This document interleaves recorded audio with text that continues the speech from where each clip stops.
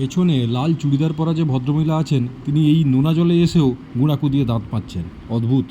দীঘা এসে গেছি, সমুদ্র, নদী, মানুষ, আনন্দ উৎসব।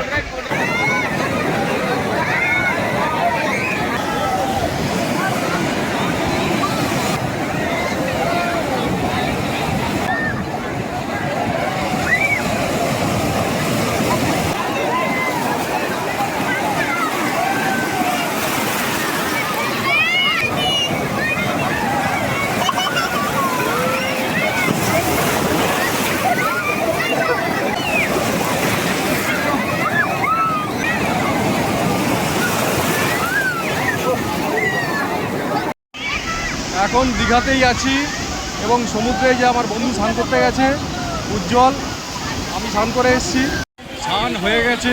এবার আমরা হোটেলের দিকে যাব। প্রচুর ভিড়, ঢেউয়ের টেম্পারও খুব কড়া ছিল। আনন্দ হলো, বহুদূর পর্যন্ত পর্যটক। আপনারা আসুন, এই সময় ঘুরে যান। এখানে থাকা বা খাওয়ার হোটেলের অভাব নেই, তাই হাতে সময় নিয়ে চলে আসুন।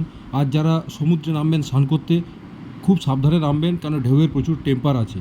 ভিডিওটি ভালো লাগলে আপনারা লাইক, কমেন্ট, শেয়ার করুন। চ্যানেলটি সাবস্ক্রাইব করে পাশে থাকুন। দেখা হচ্ছে পরের ভিডিওতে। নমস্কার।